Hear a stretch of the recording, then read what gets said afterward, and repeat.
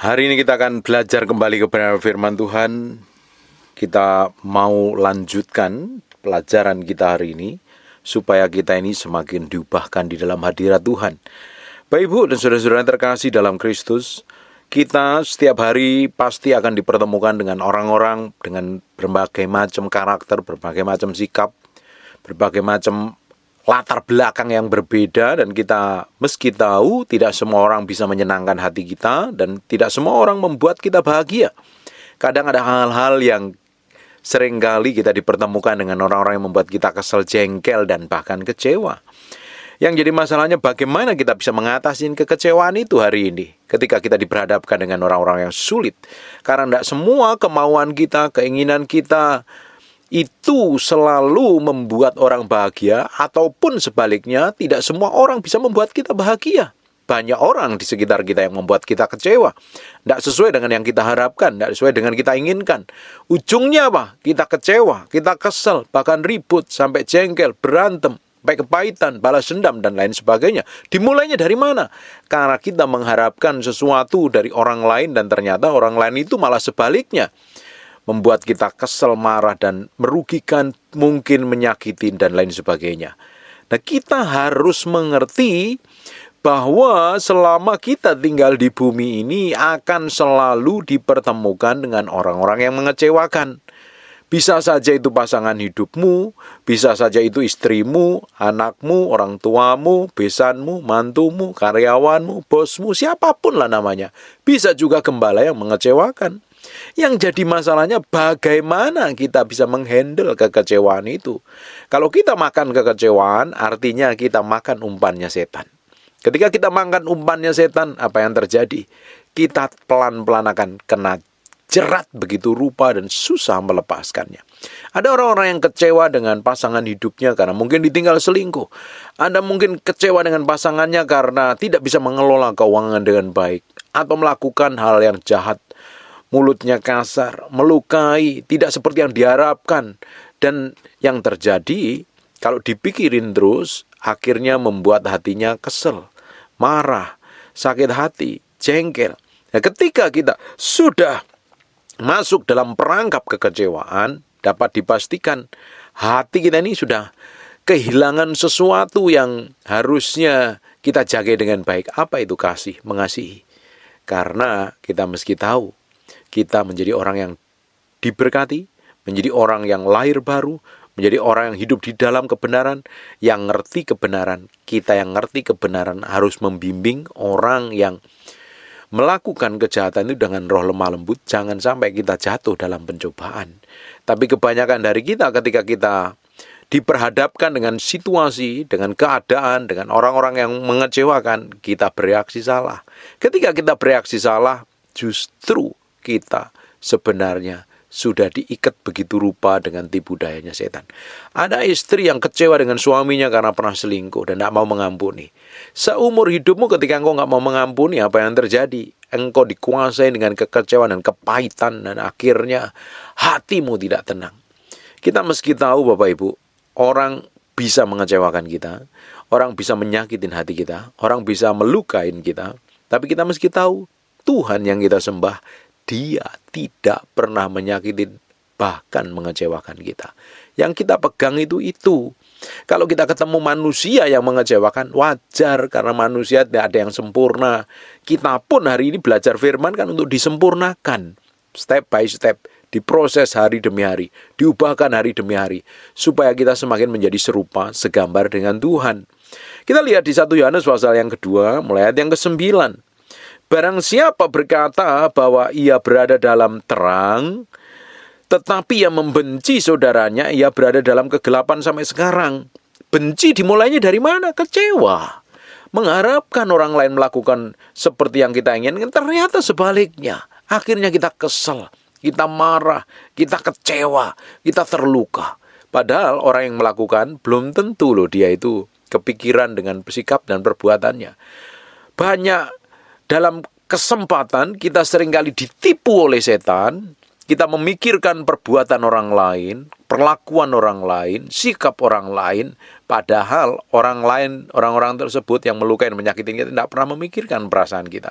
Kita terbawa begitu rupa, terjerat begitu rupa, dan yang terjadi kita akhirnya nyalain kanan kiri dan ujungnya nyalain Tuhan. Kamu kecewa dengan Tuhan. Yang rugi kamu sendiri. Kekecewaan akan membuat hati kita ini dibutakan. Mata hati kita dibutakan.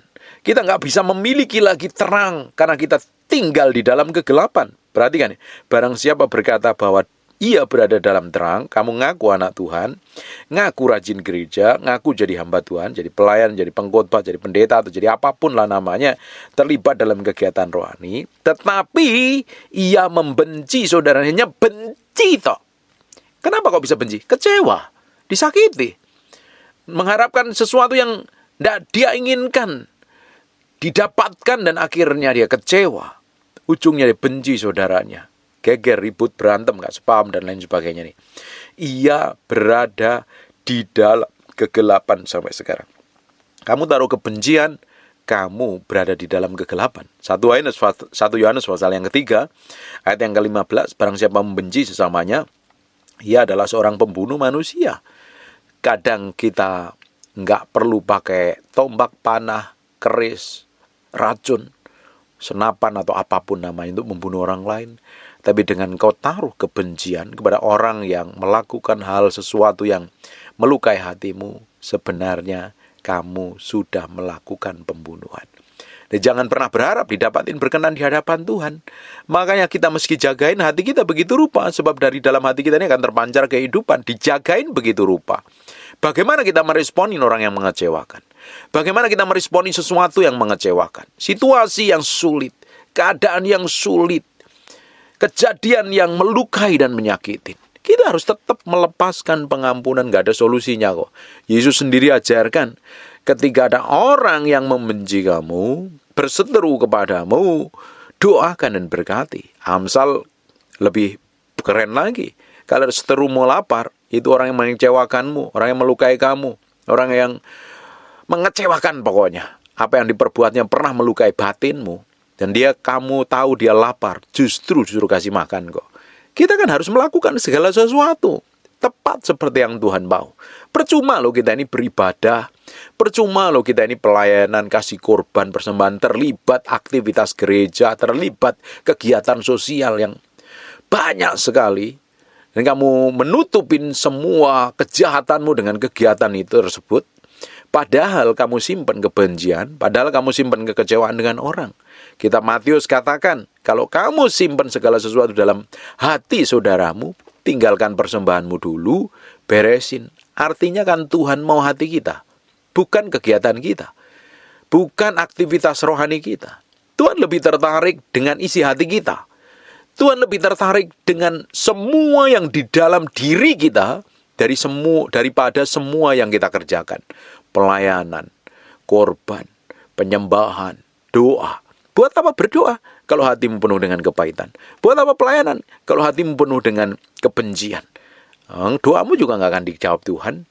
Kamu disuruh meninggalkan persembahanmu dulu, beresin dulu dengan sesamamu itu. Apalagi hubungan dengan suami istri. Makanya Alkitab katakan, kenapa Alkitab katakan?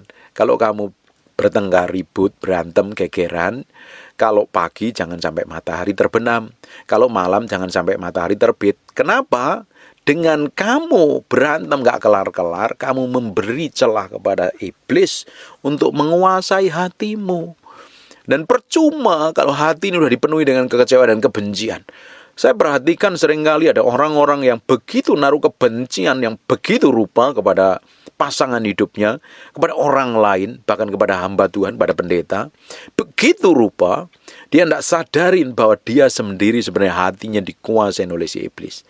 Kebencian, sakit hati, kecewa, luka, masa lalu yang belum disembuhkan.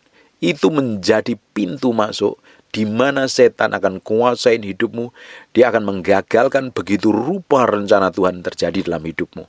Justru kita harus pakai hikmat dan pengertian. Kitab Amsal katakan, bodohlah yang menyatakan sakit hatinya seketika itu juga. Ternyata orang yang gampang sakit hati itu orang bodoh. Tidak bisa mengendalikan diri. Tidak bisa menguasai diri. Peduli amat dengan gelarmu. mungkin doktor, gelarmu profesor, punya jabatan tinggi, tapi kalau kamu gampang tersinggung, mudah sakit hati dengan sikap dan perbuatan orang lain, artinya kamu bodoh. Bodohlah yang menyatakan sakit hati seketika itu juga, kata kitab Amsal kok. Justru kita harus bisa menguasai diri, mengendalikan diri. Bukti karena kita ngerti kebenaran, hidup dalam kebenaran. Ketika kita diperhadapkan hal yang mengecewakan, kasih senyum saja, karena Tuhan sedang urusin hatimu. Di balik semuanya, responmu harus benar. Kalau responmu benar, cepat selesai masalahmu. Tapi kalau responmu salah, kamu nggak lulus dalam proses pemurnian. Nah, Tuhan kan mau hati kita ini yang diproses, dibentuk. Tuhan mau kita ini berkemenangan loh dalam hal ini. Karena banyak orang tersinggung, banyak orang sakit hati, banyak orang kecewa, banyak orang luka karena orang lain melakukan sesuatu yang buruk terhadap hidupnya. Hari ini, beri hatimu, beri pikiranmu, beri kemauan, beri kehendakmu sepenuhnya ke hadapan Tuhan. Dan Tuhan perlahan-lahan Dia akan terus bawa engkau mengalami kemenangan. Kita harus belajar ketika ada orang mengecewakan, karena mungkin saja mereka nggak ngerti kebenaran. Dan mungkin saja mereka belum hidup sungguh-sungguh di dalam Tuhan. Makanya untuk pasangan suami istri, Petrus katakan, kalau suamimu sedang melakukan kejahatan, hidupnya tidak benar, dia dimenangkan dengan kelakuan oleh istrinya yang tanpa perkataan, tapi dengan perbuatan. Ada orang-orang yang melakukan kejahatan, justru kita yang ngerti kebenaran, kita harus bisa mengendalikan diri, kita bisa membimbing dengan roh lemah lembut supaya kita tidak jatuh dalam pencobaan. Tapi pada kenyataannya, ketika ada orang mengecewakan, kita histeris, kita teriak, kita bereaksi. Begitu rupa, nggak jauh beda dengan orang dunia, bahkan lebih sadis dari orang dunia. Saya nggak habis pikir dengan orang Kristen yang bertahun-tahun masih simpan kepahitan. Saya nggak habis pikir dengan orang Kristen yang bertahun-tahun nyimpen kecewa sampai lukanya begitu dalam. Bapak Ibu, kecewa itu adalah umpan yang dilempar oleh setan. Ketika kamu makan umpan itu, lehermu kecekek begitu rupa. Matamu menjadi buta, nggak bisa diterangin oleh kebenaran. Karena kamu hidup di dalam kegelapan. Bagaimana orang hidup di dalam kegelapan bisa melihat dengan jelas? Buta. Bapak Ibu, ketika ada orang yang membenci saudaranya, itu buta, matanya buta. Seperti di 1 Yohanes pasal yang kedua ayat 9. Barang siapa berkata bahwa ia berada dalam terang, ngakunya anak Tuhan, ngakunya orang Kristen, tetapi yang membenci saudaranya, ia berada di dalam kegelapan sampai sekarang. Tidak heran, dia tidak bisa melihat sisi baiknya. Dia nggak bisa melihat rencana Tuhan dalam hidupnya. Bahkan selalu tebar kepahitan, kebencian, cari orang-orang yang bisa mendukungnya. Diomongin begitu rupa. Kalau dia yang salah, kalau dia yang tidak berkenan, kalau dia yang kelakuannya buruk dan merasa dirinya paling benar. Padahal di dalam hatinya penuh kebencian. Saya itu pernah diperlakukan buruk oleh pemimpin saya. Itu sekitar 20 tahun yang lalu. Atau sekitar 16-17, sekitar hampir 20 tahun yang lalu. Saya berusaha lakukan yang terbaik. Saya berusaha memberikan yang terbaik. Tapi disalah mengertikan. Bahkan diomongin, difitnah, dituduh, diperlakukan. Nah, saya hanya senyum saja. Saya tahu saya melayani Tuhan dan Tuhan yang menjadi pembela saya. Saya buktikan bahwa benar-benar Tuhan membela saya dan nyatanya Tuhan bela. Respon kita harus benar kalau disakitin. Apa yang saya sampaikan ini saya pernah ngalami semuanya. Dikecewakan, disakitin, dilukai, diperlakukan buruk, direndahkan, tidak dihormatin. Saya pernah mengalami semuanya. Tapi saya jagain hati saya untuk bersikap benar. Tetap mengasihi, tetap memberkati. Tidak pingin membalas, bahkan mendoakan yang buruk. Bapak Ibu, kadang di dalam hati kita, karena kita masih daging, ada muncul rasa kecewa. Tapi cepat serahin sama Tuhan. Jangan sampai kekecewaan itu menguasai hatimu. Kecewa is normal. Tapi serahkan sama Tuhan. Cepat beresin hatimu, jangan sampai taruh kebencian. Kekecewaan yang disimpan terus-terusan akhirnya melahirkan kebencian. Kebencian akhirnya melahirkan dendam. Dendam ujungnya membunuh dan membinasakan. Seperti yang dilakukan oleh Kain terhadap adiknya Habel. Apa yang terjadi? Dia membunuh. Karena apa? Kecewa. Ternyata persembahannya tidak diterima oleh Tuhan. Ujungnya dibunuh karena kekecewaan. Kekecewaan itu begitu menghancurkan. Makanya kita mesti bisa menguasai diri, menaklukkan diri kita ini dengan tepat di hadapan Tuhan. Jangan sampai kita bersikap salah. Jangan sampai kita ini berespon yang salah. Berapa banyak sampai hari ini Bapak Ibu masih simpan kekecewaan dengan orang lain, kesalahan orang lain yang bertahun-tahun yang begitu ingat, begitu rupa. Buat apa kelemahan orang lain diingat-ingat? Buat apa ditaruh di dalam memori hidupmu bahwa orang itu sudah mengecewakan? Tidak ada gunanya. Ingat yang baik-baik. Kalau kita lihat betapa baiknya Tuhan terhadap kita, kita ini dulu siapa? Apalagi saya. Saya ini orang yang tidak sempurna, banyak kelemahan, kelakuannya jelek, sikapnya buruk, jahatnya bukan main. Dan Tuhan ampuni. Tuhan pakai saya jadi berkat. Tuhan angkat saya jadi hamba Tuhan. Tuhan urapin saya. Dan justru karena kebaikan Tuhan, kasih setia Tuhan, saya justru mau melakukan yang terbaik untuk Tuhan. Toh kalau sampai hari ini berhadapkan dengan hal yang buruk, hal yang jelek, orang yang mengecewakan, saya belajar untuk berespon benar seperti Tuhan bersikap terhadap saya. Berapa kali kita ini seringkali bikin dosa, berapa kali kita seringkali melukai dan menyakitin hati Tuhan, mengecewakannya. Seringkali kita perlakukan hal seperti itu. Apakah Tuhan putus asa dengan kita? Sampai hari ini Tuhan tidak pernah putus asa dengan kita. Kenapa kok kita bisa putus asa dengan pasangan kita? Kenapa kok kita putus asa dengan orang lain? Kenapa kita putus asa dengan keluarga kita? Kalau Tuhan saja tidak pernah putus asa dengan kita. Padahal kita ini orang yang bejat dulunya, jahat. Karena kasih karunia Tuhan kita dikuduskan dan disucikan oleh darah Yesus. Kita diangkat menjadi anaknya dan kita menjadi wali warisnya kerajaan Allah. Terus kalau ada orang yang mengecewakan, terus kita bersikap lebih jahat dari iblis. Kita pingin balas, kita pingin melukai. Bahkan ada orang yang ngomong sedikit keras saja kamu seringkali tersinggung kok. Hari ini meski belajar ini menaklukkan diri kita ini sepenuhnya di hadapan Tuhan. Bagaimana kita bisa mengendalikan diri kita ketika ada orang-orang yang mengecewakan. Situasi yang membuat kamu parah rasanya. Nggak terima rasanya. Serahin sama Tuhan. Itu adalah proses permukaan yang diizinkan Tuhan. Bapak Ibu, semua kejadian yang kita alami, semuanya atas izin kontrol kendali Tuhan. Diizinkan Tuhan terjadi dalam hidup kita. Tujuannya satu, untuk mendatangkan kebaikan. Itu kalau kamu mengasihi Tuhan. Itu pun kalau kamu responnya benar dengan Tuhan. Tapi ketika segala sesuatu terjadi dalam hidup kita, dan respon kita salah, sikap kita salah, yang terjadi bukan mendatangkan kebaikan, malah mendatangkan masalah, mendatangkan keruwetan, mendatangkan trouble. Justru kita harus memiliki hikmat pengertian dan pengetahuan. Menyingkapi semua kejadian terjadi dalam diri kita ini loh. Sikap kita harus benar. Jangan ingat-ingat perbuatan buruk orang lain. Jangan ingat-ingat perbuatan jelek, kata-kata busuk orang lain. Tidak perlu diingat. Ingat semua kebaikan Tuhan. Ingat semua apa yang Tuhan lakukan. Yesus rela mati di kayu salib menebus dosa kita. Betapa baiknya Tuhan. Itu yang harus kita ingat-ingat. Justru kita akan muncul belas kasihan ketika ada orang yang mengecewakan kita, orang yang menipu kita, orang yang mengkhianatin kita, orang yang melukain kita. Bukan malah marah, bukan malah membenci, bukan malah taruh kekecewaan yang begitu rupa dan akhirnya ingin balas dendam. Serahin saja sama Tuhan. Izinkan Tuhan memprosesmu, izinkan Tuhan membentukmu, izinkan Tuhan buat sesuatu yang ilahi dalam hidupmu. Membawa hidupmu mengalami kemenangan demi kemenangan. Membawa hidupmu mengalami breakthrough dan terobosan. Berjalan dari kemuliaan satu pada kemuliaan yang lain. Ketika kita lulus dalam proses ini, kita akhirnya memiliki hati yang diubahkan.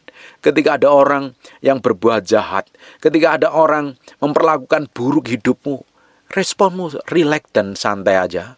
Istilah anak zaman now, cool, tenang, rileks, kasih senyum saja. Kamu tahu kok Tuhan menjadi pembelamu. Kita tidak perlu kotorin tangan kita, kotorin jari kita. Apalagi kita marah-marah di media sosial, kita lampiaskan di media sosial. Apalagi kita taruh kebencian, kita katain balik dengan kata-kata yang nyakitin dan melukai. Atau kita mau balas dendam. Tidak ada gunanya. Kita punya Tuhan kok yang memproteksi, menjaga, dan lindungi. Tuhan yang memimpin hidup kita, Tuhan yang menjaga hidup kita. Ngapain kita mesti pusing dengan orang-orang yang berbuat jahat? Ingat semua kebaikan Tuhan saja. Bahkan nanti Tuhan akan bela hidupmu. Tuhan akan buat orang-orang yang mengecewakanmu Justru orang-orang itu suatu hari dia akan berbalik menjadi orang yang dipakai Tuhan untuk memberkatin kita. Asal sikapmu benar kok. Toh Tuhan melihat semua detail yang terjadi dalam kehidupan kita ini. Tidak kebetulan, semuanya diizinkan untuk membentuk kita, memproses kita. Responmu harus benar. Kasih senyum saja kepada orang yang mengecewakan. Di awalnya susah, tapi ketika kamu mulai berjalan sama Tuhan, kamu akan diberikan kemampuan. Makanya bergaul intim dengan Tuhan. Hatimu beres dulu dengan Tuhan. Hatimu harus lembut dibentuk dan diproses oleh Roh Kudus. Bukan ngeyelan, bukan ngototan, bukan membela diri. Merasa orang yang paling tersakitin. Merasa harga dirimu direndahkan. Memang kau harus direndahkan begitu rupa kok. Karena kalau enggak sombong kamu. Merasa di atas angin terus. Ada orang-orang yang sombong memang harus direndahkan begitu rupa. Kalau perlu diinjak begitu rupa. Sampai harga dirinya habis. Baru memiliki hati yang lembut dan siap dibentuk Tuhan. Siap dipromosi Tuhan. Siap dibawa ke dalam level ketinggian bersama Yesus Kristus Tuhan. Belajar menaruh hati ini loh yang penting. Menaruh hati sepenuhnya untuk Tuhan. Menaruhnya. Diproses, dibentuk. Mengizinkan Tuhan mengkoreksi dan memakai hidup kita. Berjalan dalam kebenaran. Berjalan dalam kesucian. Setiap hari. Dan kita akan lihat kehidupan kita. Enjoy, relax, dan berbahagia. Kenapa orang gak berbahagia? Karena sering mikirin hal buruk. Kenapa orang gak bisa tidur? Memikirin kelakuan buruk orang lain. Apalagi kalau yang berbuat buruk kelakuannya itu suamimu. Kamu pikirin terus, suamimu gak bakalan berubah. Dengerin baik-baik Bapak Ibu, saudara-saudara yang terkasih. Kalau ada orang berbuat jahat, berbuat jelek, menyakitin, melukai, mengkhianati. Terus kamu pikirin terus, hatimu yang kacau, hatimu yang ruwet, kamu yang tambah kepahitan. Dan tidak akan pernah merubah orang yang pernah menyakitimu. Kebencian tidak akan pernah merubah orang yang melukai dan menyakitin kita. Kebencian justru menjerat begitu rupa. Kita dikuasai oleh iblis. Dan ujungnya kita akan dibinasakan. Karena orang yang membenci sesamanya, dia tidak akan mendapat bagian dalam kerajaan Allah. Hari ini, belajar memberi hatimu sepenuhnya di hadapan Tuhan. Diremukkan, dibentuk, diproses, dimatikan. Sampai menjadi serupa segambar dengan Tuhan. Lihat nanti apa yang Tuhan mau kerjakan dalam hidupmu. Sesuatu ilahi yang dahsyat. Sesuatu yang Tuhan siapkan begitu powerful di masa yang akan datang. Hidupmu juga akan bahagia. Mau orang menyakitin, mau orang ngolok-ngolok, mau orang merendahkan, mau ngomong jelekin atau apapun, kamu gak perlu pikirin. Yang kita perlu pikirin adalah janji Tuhan. Yang perlu kita renungkan adalah firman Tuhan siang dan malam, bukan perkataan buruk orang lain. Ngapain kita renungkan perkataan buruk orang lain? Tidak ada gunanya. Ngapain kita renungkan siang dan malam perbuatan jelek orang lain, perbuatan jahat orang lain? Justru membuat kita terjerumus dalam kepahitan, dalam luka batin, dalam dendam dan kebencian. Justru mulai hari ini ambil komitmen mengingat-ingat semua janji Tuhan. Mengingat-ingat semua kebaikan Tuhan. Merenungkan kitab Taurat itu siang dan malam. Maka hidupmu akan seperti pohon yang ditanam di tepi aliran air. Yang berbuah pada setiap musimnya. Itu Mazmur pasal yang pertama. Itu akan menjadi bagian hidupmu. Hidupmu juga akan bahagia. Enjoy. Kenapa kok kita harus berdiam diri ketika ada orang menyakiti dan melukai? Karena kita memberi waktu Tuhan untuk menjelaskan segala sesuatunya. Karena kita mengizinkan Tuhan suatu hari akan menjelaskan, bahkan mempromosi kita, membela kita, dan membuat keajaiban atas hidup kita. Perhatikan di 1 Yohanes pasal yang kedua, mulai ayat yang ke-10. Barang siapa mengasihi saudaranya, kalau kita mengasihi saudara kita, ia tetap berada dalam terang. Artinya kan harus mengampuni. Dari kita pernah jengkel, sakit hati, terus kita bisa mengasihi, artinya kita harus melepaskan pengampunan. Tidak ada solusi lain kecuali kita melepaskan pengampunan. Ia tetap berada di dalam terang. Dan di dalam dia tidak ada penyesatan. Tetapi barang siapa membenci saudaranya, ia berada dalam kegelapan dan hidup di dalam kegelapan. Ia tidak tahu kemana ia pergi, karena kegelapan itu telah membutakan matanya. Tersandung-sandung, orang yang kepahitan, orang yang luka batin, orang yang kecewa itu jalannya tersandung-sandung, berdarah-darah. hidupnya sampai babak belur, ruwet semuanya. Tidak heran orang kayak begini, tidak bisa melihat terang yang ajaib. Selalu yang dilihat buruk terus, yang diomongin buruk terus karena matanya buta. Badannya seringkali tersandung jatuh, babak belur, sakit rasanya. Saya perhatikan ada orang-orang yang sampai kepahitan begitu rupa dengan suaminya karena perlakuan buruk suaminya belum bertobat. Sampai ditahan begitu rupa. Ini ada beberapa orang kena penyakit kanker yang mengerikan loh, karena luka batin, karena sakit hati. Tidak ada gunanya. Sakit hati, kebencian membuat matamu buta. Nggak bisa melihat terang kebenaran. Tetapi ketika engkau minta hikmat Tuhan dan pengertian, engkau belajar mengampuni, ujungnya apa? Engkau memiliki kasih. Dan kasih itu yang akan mengubahkan. Kasih itu akan membuat orang-orang yang kelakuannya buruk, jelek tadi diubahkan dalam hadirat Tuhan. Bapak Ibu, perhatikan baik-baik. Ketika kita membenci, ketika kita hidup dalam kebencian, kita hidup dalam kegelapan. Justru jangan pernah berharap orang yang melukai kamu berubah. Justru kita yang tersesat. Tapi ketika kita mengasihi, ketika kita melepaskan pengampunan kepada orang yang melukai dan menyakitin, Tuhan ubahkan. Tuhan bisa jamah orang-orang karena ngelihat kelakuan dan sikap kita serta tindakan kita menjadi orang-orang yang menjadi pembawa kabar ajaib dan terang bagi orang-orang yang tersesat. Jagain hatimu begitu rupa. Jagain hatimu. Dan Tuhan akan bawa engkau mengalami level kehidupan yang berbeda. Ngalami breakthrough dan terobosan. Ngalami hidup yang penuh bahagia. Amin. Amin. Tutup matamu. Tutup Alkitabmu. Kita berdoa. Bapak, terima kasih buat firman-Mu. Kami materikan dengan darah anak domba, Allah firman yang nempel dalam hati kami. Berhari-hari, berminggu-minggu, berbulan-bulan firman jadi kehidupan, dan mau berdoa. Setiap orang yang mendengar ini diubahkan, dijamah Tuhan, dipulihkan. Ngalami breakthrough dan terobosan. Kamu berdoa, biar anugerah dan kemurahan-Mu saja melimpah-limpah dalam hidup kami mulai hari ini sampai selama-lamanya. Berkati setiap orang yang rajin mendengar firman yang kamu sampaikan. Bisnis, pekerjaan, usaha, pelayanan, apapun yang dikerjakan, Tuhan bikin berhasil. Kamu berdoa untuk orang yang sakit dan mengalami kelemahan tubuh oleh bilur Yesus, oleh darah Yesus.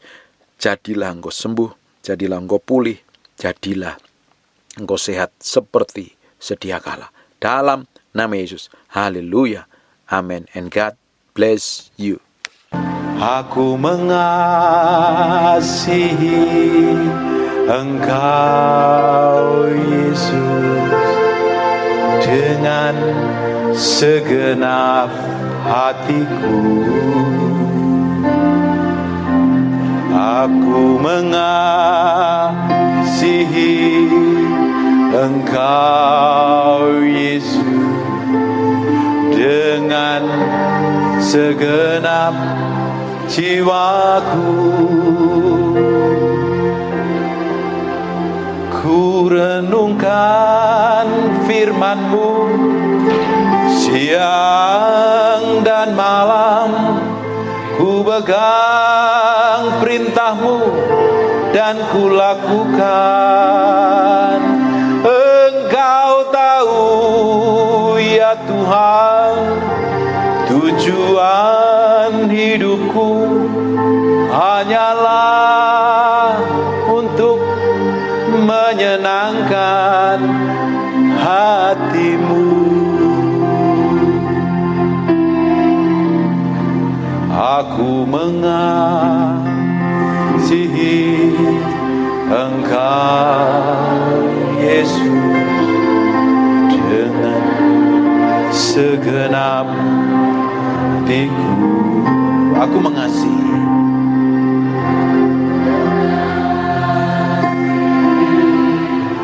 Engkau dengan segenap jiwaku. Ku renungkan firman-Mu siang dan malam. Ku pegang dan ku lakukan.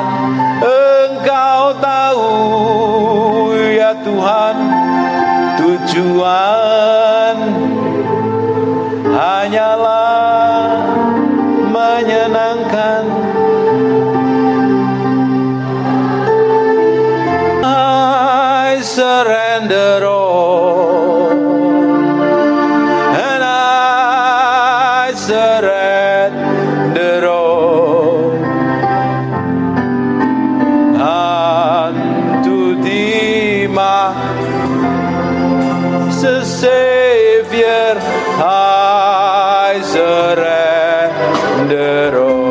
Aku berserah. Aku berserah. Aku berserah. Ya Yesus.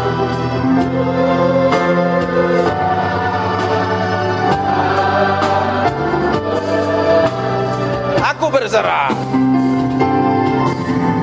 Aku berserah.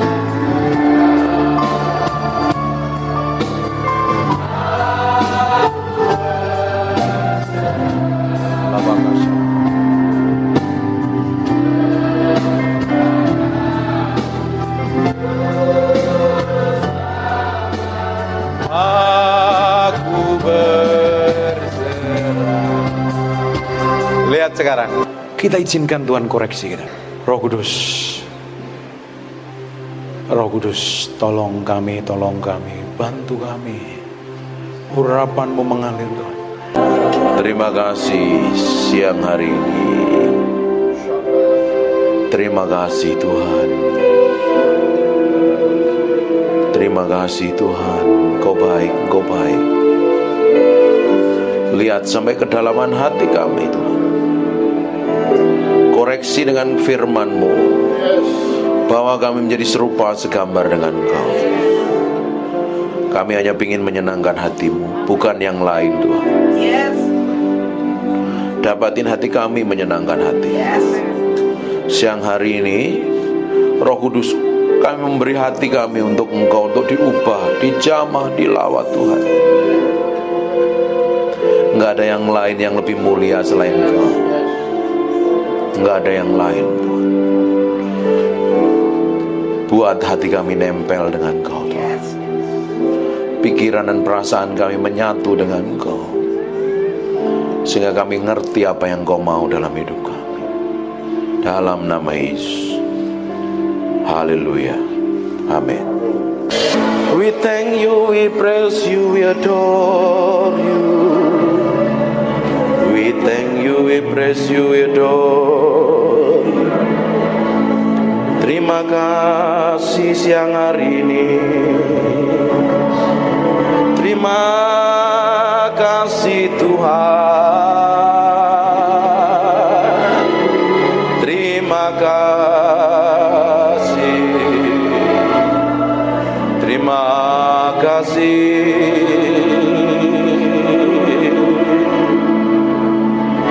Di dalam hadirat-Mu kami diubahkan mengenal Engkau. Di dalam hadirat-Mu kami mencintai-Mu.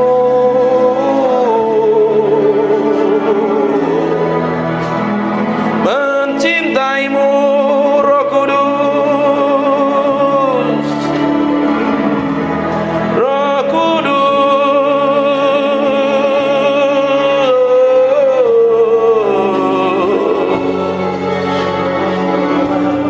We love you. We praise you, we adore you.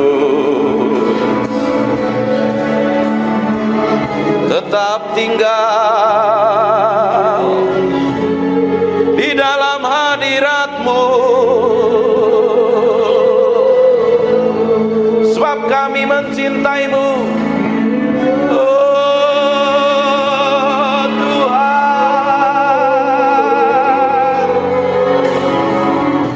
Tuhan, Tuhan.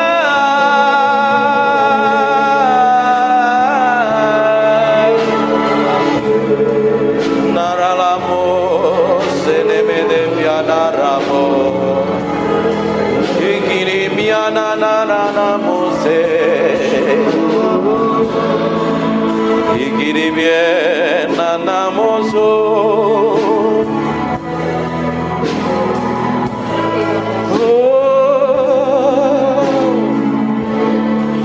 We praise you, we praise you, we praise you.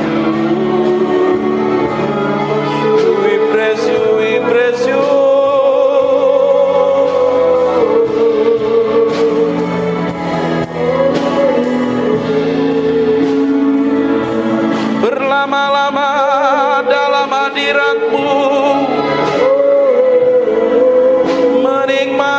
kuasa-Mu Tuhan. Tuhan,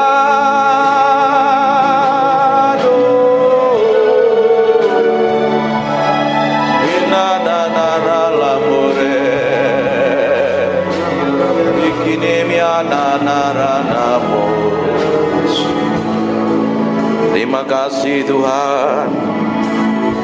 Biar roh hikmat wahyu turun di antara kami, menyingkapkan pribadi-Mu yang ajaib, sehingga kami mengerti kehendak-Mu, berjalan dalam pusat hati-Mu, oh Tuhan. Siang hari ini urapi kami semua tanpa terkecuali. Kami adalah orang yang mencintai-Mu dan mengasihi-Mu.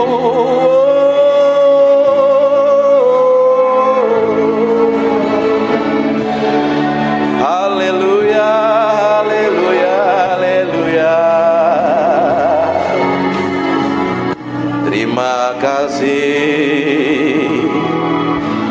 Yang merasakan hadirat Tuhan kasih tepuk tangan yang meriah.